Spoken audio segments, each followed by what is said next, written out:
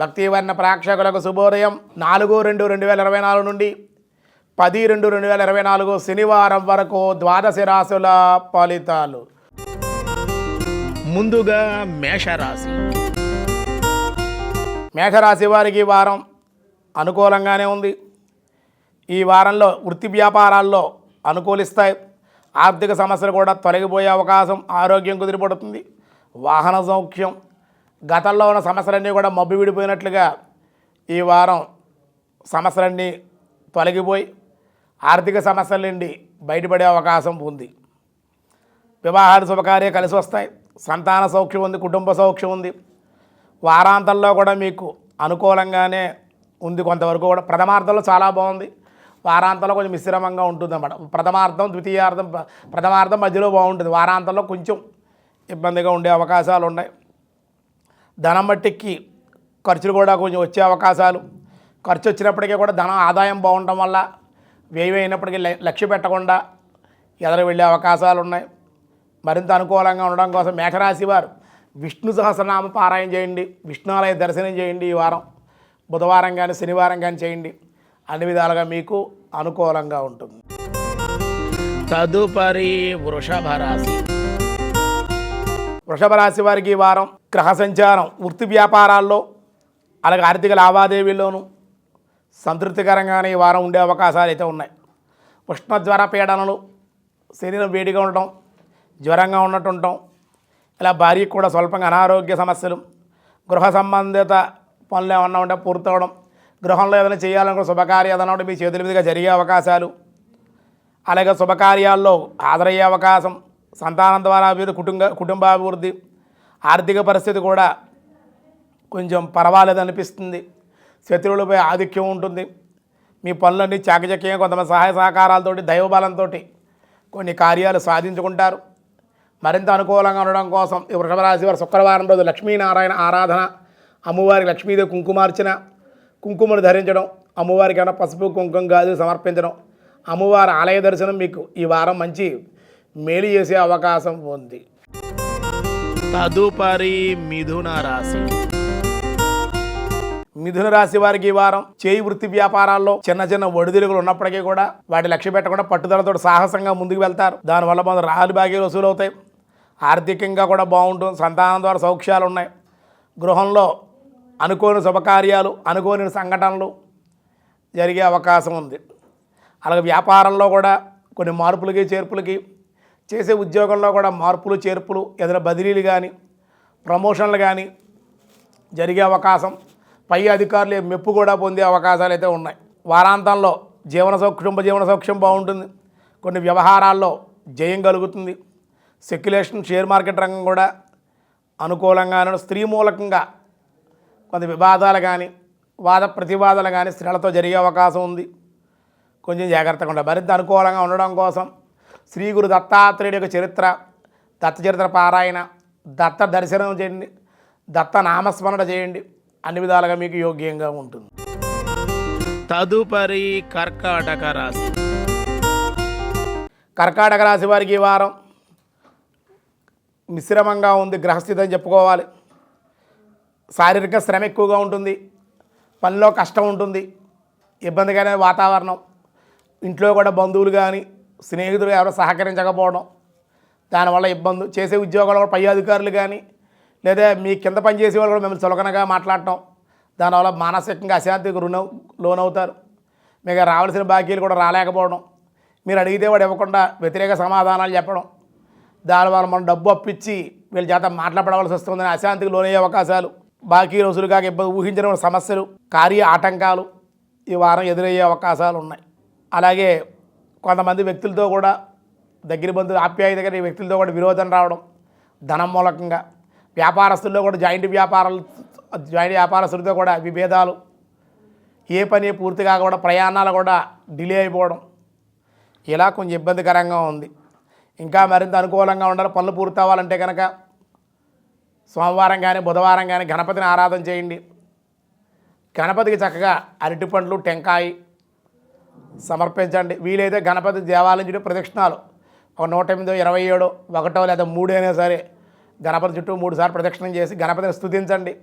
అవకాశం ఉంటే గణపతి హోమం చేయించుకుంటే ఇంకా మంచిది. తదుపరి సింహరాశి. సింహరాశి వారికి ఈ వారం గ్రహస్థితి మిశ్రమంగానే ఉందని అనుకోవాలి. జయాపజయాలు ఉంటాయి, లాభ నష్టాలు ఉన్నాయి ఈ వారంలో, ఆదాయ మార్గాలు ఉన్నాయి, ఖర్చులు ఉన్నాయి, జయాలు ఉన్నాయి. ఈ వారంలో అపజయాలు ఉన్నాయి, అవి ఎదుర్కోవాలి. నమ్మిన వారే దగా చేసే అవకాశం, కుటుంబ వ్యక్తులతో కూడా మనసిప్పి మాట్లాడుకోలేకపోవడం, ఏది అడగలేకపోవడం, మానసిక అశాంతి ఇవన్నీ ఉన్నాయి. భార్యతో కూడా మాట పట్టింపులు, పై అధికారులతో కూడా మాట పట్టింపులు, ఎంత చేసినా ఇంకా చేయలేదనేటువంటి ధోరణి పై అధికారులు కనపడుతుంది. చేసే ఉద్యోగాల్లో కూడా చాలా విసుగు అనిపిస్తుంది. మనం ఎంత చేస్తే ఇంత కష్టపడుతున్నా వీళ్ళు ఎలా మాట్లాడుతున్నారు ఏమిటని మీకు ఆశ్చర్యం కలుగుతుంది. మీకు కింద పని చేసేవాళ్ళు కూడా మీరు సహకారం అందించకపోవడం వల్ల కొంచెం అశాంతికి లోనయ్యే అవకాశం, మనస్థితి లేకపోవడం, చికాకుగా ఉండడం, రుణాలు ఏమైనా చేసే రుణదాతల ఒత్తిడి కూడా ఉండే అవకాశాలు. ఈ టైంలోనే మీరు దేవాలయాన్ని వెళ్ళాలి. భగవద్ ఆరాధన, భగవద్ దర్శనం, దేవాలయంలో ఉదయం గారు సాయంత్రం ప్రశాంతంగా 10 నిమిషాలు కూర్చోండి. ఏమీ పట్టించుకోకుండా భగవద్ ధ్యానంలోను, భగవద్ దర్శనంలోను, భగవన్ నామస్మరణ చేయండి. మీకున్న సమస్యలన్నీ దైవం వల్ల మీరు మంచి అభివృద్ధిని పొందే అవకాశాలు, కొన్ని సమస్యలన్నీ కూడా దాటుకుని ముందుకు వెళ్ళడం జరుగుతుందన్నమాట. తదుపరి కన్యారాశి. కన్యారాశి వారికి వారం పరిస్థితులు సానుకూలంగా మారుతున్నాయి. ఆరోగ్యం కుదిరిపడుతుంది. ధనం విషయంలో కొంచెం ఇబ్బందులు, మాట పట్టింపులు ఉండే అవకాశాలు ఉన్నాయి. ఎవరికైనా డబ్బులు అప్పు ఇచ్చినా లేదా మీరు అప్పు తీసుకున్నా వాళ్ళ ద్వారా చికాకులు, వివాదాలు ఉన్నాయి. సంఘంలో మీ పరపతి కొంచెం అటు ఇటుగా ఉండే అవకాశాలు ఉన్నాయి. ఇతరుల విషయాల్లో జోక్యం చేసుకోవడం వల్ల కన్యారాశి వారు అక్షతలు పడే అవకాశం ఉంది వీళ్ళకి. కాబట్టి జాగ్రత్తగానే ఉన్న గృహంలోనూ మార్పులు, శుభకార్యాలు ఉన్నాయి. బంధువర్గంతో కూడా విరోధాలు ఉన్నాయి. అలాగే వారాంతంలో మట్టికి బంధుమిత్రులతో కానీ వినోదాలు, కొన్ని శుభకార్యాలు, కొన్ని కార్యాలయ విజయం, శత్రువులపై వారాంతంలో ఆధిక్యం, మీరు పట్టు నిలుపుకునే అవకాశం ఉంది. మరింత అనుకూలంగా ఉండడం కోసం కన్యారాశి వారు వెంకటేశ్వర స్తోత్రపారాయణ, వెంకటేశ్వర స్వామి వారి శనివారం నాడు పిండి దీపం కానీ నువ్వుల నూనెతో దీపారాధన కానీ చేయండి. అన్ని విధాలుగా మీకు యోగ్యంగా ఉంటుంది. తదుపరి తులారాశి. తులారాశి వారికి ధనాదాయం ఈ వారం చాలా సానుకూలంగా ఉంది. వ్యాపారంలో కూడా లాభాలు బాగుంటాయి. చిరు వ్యాపారస్తులు కూడా ఈ వారం అనుకూలం. స్పెక్యులేషన్, షేర్ మార్కెట్లో కూడా లాభాలు ఉన్నాయి. బ్యాంకు ద్వారా కూడా లావాదేవీలు బాగుంటాయి. నూతన కార్యాలు అనుకూలంగా ఉన్నాయి. సంగతిలో ఉన్నతమైనటువంటి స్థితిని పొందే అవకాశాలు, పై అధికారులు కలుసుకునే అవకాశాలు, కోర్టు వ్యవహారాలు ఏమన్నా ఉంటే ప్రభుత్వ సంబంధిత కార్యాలు కూడా పనులన్నీ కూడా పూర్తవుతాయి. స్త్రీలతో స్వల్పంగా విభేదాలు ఉన్నాయి.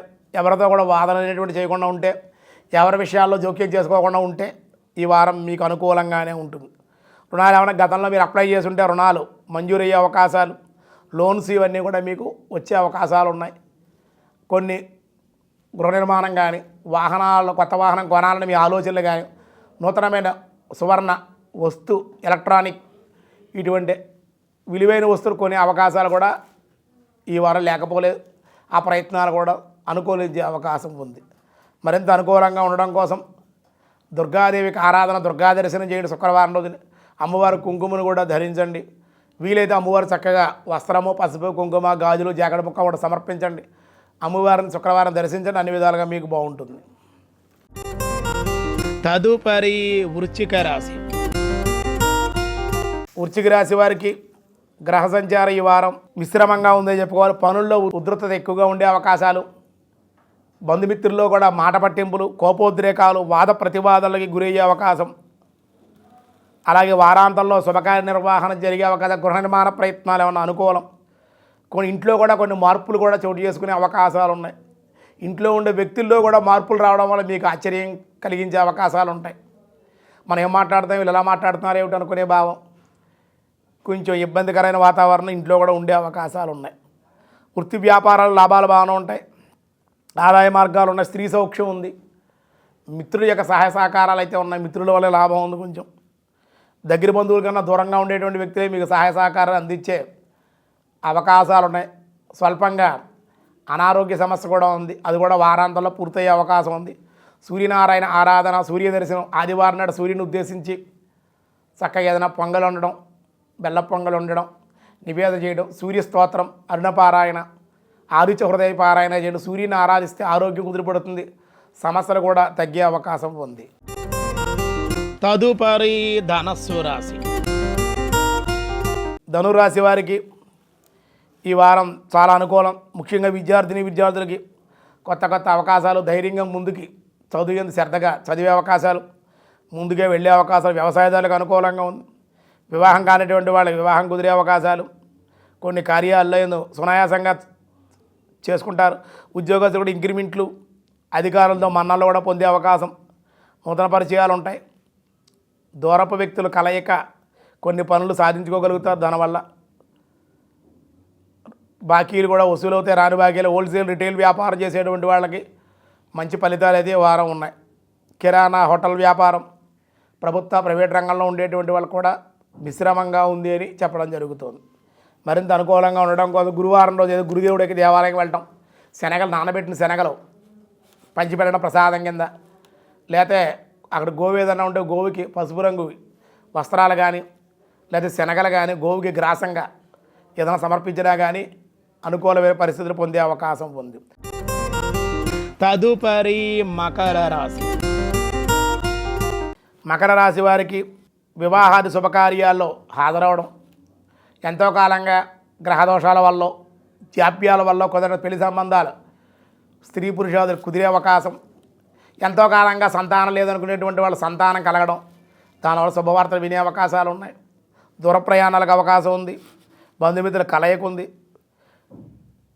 విందు వినోదాల్లో కూడా పాల్గొనే అవకాశం, భూ సంబంధిత వ్యవహారాలు కూడా మీకు ఈ వారం కలిసి వచ్చే అవకాశం, వ్యాపారంలో కూడా మంచి లాభాలు కూడా వారాంతంలో ఆర్జించే అవకాశం, పై అధికారుల యొక్క అనుగ్రహాన్ని పొందుతారు. సంఘంలో ఉన్నత స్థితి, రాజకీయ నాయకులకు కలిసి కొన్ని ప్రయోజనాలు సాధిస్తారు. కళల పట్ల అభిరుచి ఉంటుంది. అలాగే ప్రభుత్వ ప్రైవేట్ రంగం, ఫైనాన్స్, రైస్ మిల్లర్స్ ఇలాంటి వ్యాపారస్తులకు కూడా సానుకూలమైన పరిస్థితులు పొందే అవకాశం. విద్యార్థిని గురుబలం బాగుండడం చేత జ్ఞాపక శక్తి కూడా బాగుంది కాబట్టి చదువు ఏంటి మరి శ్రద్ధ చూపిస్తే ఇంకా అనుకూలమైన పరిస్థితులు పొందే అవకాశం. మేధా దక్షిణానము, స్తోత్రపారాయణ, దర్శనము, స్మరణ, స్తోత్రపారాయణ చేస్తే దక్షిణానుమూర్తి యొక్క స్తోత్రపారాయణ అన్ని విధాలుగా మీకు మేలు చేసే అవకాశం ఉంది.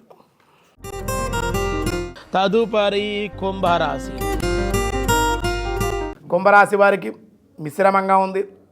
కొన్నింట అనుకూలం, కొన్ని పనుల్లో జాప్యం, పనుల్లో ఒత్తిడి, కొన్ని వ్యవహారాలు కలిసి రాకపోవడం, వ్యాపారస్తులు కూడా అంతంత మాత్రంగానే వ్యాపారాల్లో లాభాలు వచ్చే అవకాశం, శుభమూలికంగా ధనం కూడా ఖర్చు అయ్యే అవకాశం, ఊహించిన సమస్యలు ఎదురయ్యే అవకాశాలు, వ్యాపారస్తులతో కూడా సాటి వ్యాపారస్తులతో ఇబ్బందులు, వ్యతిరేకత, జాయింట్ వ్యాపారంలో ఉంటే వ్యతిరేకత చోటు చేసుకునే అవకాశాలు ఉన్నాయి. ధనం వస్తున్నప్పటికీ కూడా ఏదో ఒక రూపంలో ఖర్చు కూడా కొంచెం ఉంది. అనవసర ప్రయాణాలు, అనవసర వ్యయం కూడా జరిగే అవకాశం ఉంది. దుష్ట సహవాసానికి దూరంగా ఉంటే కనుక, దుష్ట స్నేహితులకి దూరంగా ఉండగలిగితే ఈ వారం మరింత అనుకూలంగా ఉంటుంది. శనివారం కానీ మంగళవారం కానీ ఆంజనేయ స్వామి దేవాలయం కూడా నాగవల్లి పత్రాలతో కానీ అంటే తమలపాకులతో పూజ చేయించండి. సింధూరాన్ని సమర్పించండి. వీలైతే నువ్వుల నూనె కూడా స్వామికి దేవాలయాలు దీపారాధన, అఖండ దీపారాధన జరుగుతూ ఉంటుంది కాబట్టి ఆ నందాదీపాలను సమర్పించండి. హనుమత్ దర్శనం, హనుమత్ స్తోత్రపారాయణ, హనుమత్ సింధూరం ధరించడం వల్ల కూడా ఈ వారం అంతా కూడా వారం ధరించండి సింధూరాన్ని, అనుకూల పరిస్థితులు పొందే అవకాశాలు ఉన్నాయి. తదుపరి మీనరాశి. మీనరాశి వారికి వ్యాపారస్తులకి స్వల్ప ఆదాయం ఈ వారం వచ్చే లాభాలు అయితే తక్కువగా ఉన్నాయి. ఖర్చులు మటుకు మంచినీళ్ళ వల్లే ఖర్చు అయిపోతూ ఉంటుంది ధనం. గృహంలో శుభకార్య నిర్వహణలో దాని మూలకంగా ధన వ్యయం, స్త్రీ మూలకంగా కూడా ధన వ్యయం, అలాగే గొప్ప శత్రువుల వల్ల ఇబ్బంది, సంఘంలో బట్టి పేరైతే బాగానే ఉంటుంది. కొంతమంది వ్యక్తులు తోడ్పాటు కూడా ఉంటారు. జాయింట్ వ్యాపారాలు బట్టి చేయకుండా ఉంటేనే అన్ని విధాలుగా మంచిదని చెప్తున్నారు. జాయింట్ వ్యాపారాల జోలికి కానీ, జాయింట్ పెట్టుబడులు కానీ, ఇతరులకి సాక్ష్యాలు ఇవ్వడం, షూరిటీలు చేయడం, డబ్బులు దగ్గరుండి అప్పు ఇప్పించడం, ఇలాంటి పనులు దూరంగా ఉండాలి. వ్యాపారస్తులకి మిశ్రమంగానే ఉంది.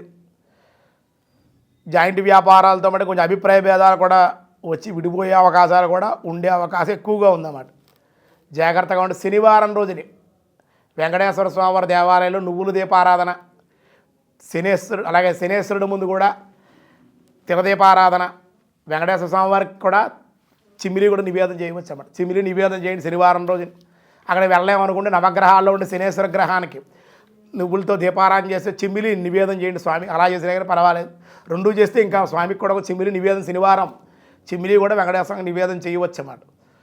పాలు చిమ్మిలి పంచామృతాలు కూడా నివేదన చేస్తే అన్ని విధాలుగా మీకున్న సమస్యలు తగ్గుతాయి. కొంచెం ప్రశాంతంగా ఉండే అవకాశాలు అయితే ఉన్నాయి. ఈ వారంలో కొంచెం ద్వాదశ రాశుల వాళ్ళకి ఇబ్బందికరంగానే ఉందని చెప్పుకోవాలి. సమస్యలు పరిష్కారం కావాలి. తక్కువ పరిష్కారంతో పనులు పూర్తవ్వాలంటే 10వ తేదీ నుంచి మనం మాఘమాసం కాబట్టి 10వ తేదీ శనివారం రోజు వచ్చింది. అందులో మాఘస్నానం చేయండి 10వ తేదీ నుండి. మాఘస్నానం మాఘమాసం ప్రారంభం కాబట్టి విశేషమైన కృష్ణానది కానీ గోదావరి కానీ గంగ తుంగభద్ర కావేరి యమున ఎక్కడైతే మీరు నదులు మీకు దగ్గరగా ఉండే ఏ రాష్ట్రంలో వాళ్ళ దగ్గరగా ఉండేటువంటి ఆ నదుల్లో ప్రాతకాల నదీ స్నానం చేయండి. ఆ నదీ తీరంలో ఉండే పుణ్యక్షేత్రాలు ఏమన్నా ఉంటే దేవాలయాలు ఉంటే భక్తిగా ఏ కోరిక లేకుండా దండం పెట్టుకురండి ప్రశాంతంగా. ద్వాదశ రాశి వాళ్ళకి చాలా మాఘమాసం విశేషమైన శక్తివంతమైన మాసం. కార్తీక మాసం వైశాఖ మాసం ఎలాంటిదో మాఘమాసం కూడా అంత శక్తిని ఇస్తుంది అన్నమాట. మన గ్రహదోషాలు నదీ స్నానాల పుణ్య నదీ స్నానం వల్లే మన గ్రహదోషాలు ప్రారంభ సంచిత ఆగామ దోషాలు సైతం కూడా పుణ్యనదుల్లో స్నానం చేస్తే ఋషుల యొక్క తపోశక్తి అంతా కూడా జలాల్లో ఉంటుందన్నమాట. కాబట్టి ఆ మాఘంలో మాధవుడు ఆ మధుసూదనుడు ఆ జలాల్లో కూడా ఉంటాడు. కాబట్టి చక్కగా 10వ తేదీ మాఘస్నానాన్ని ద్వాదశ రాశుల వాళ్ళు ఆచరించి అక్కడ దగ్గరగా ఉండే ఇష్టదేవత ఆలయ దర్శనం చేయడం దగ్గరగా ఉండేటువంటి చిన్న చిన్న దానాలు చేసుకుంటే చాలు. అలా చేసుకుంటే ఈ వారం మీకున్న సమస్యలన్నీ కూడా పరిష్కారం అయ్యే అవకాశం ఉంది. సర్వే జనా సుఖినో భవంతు. సమస్త సన్మంగళాని సంతు లోకా సమస్త సుఖినో భవంతు.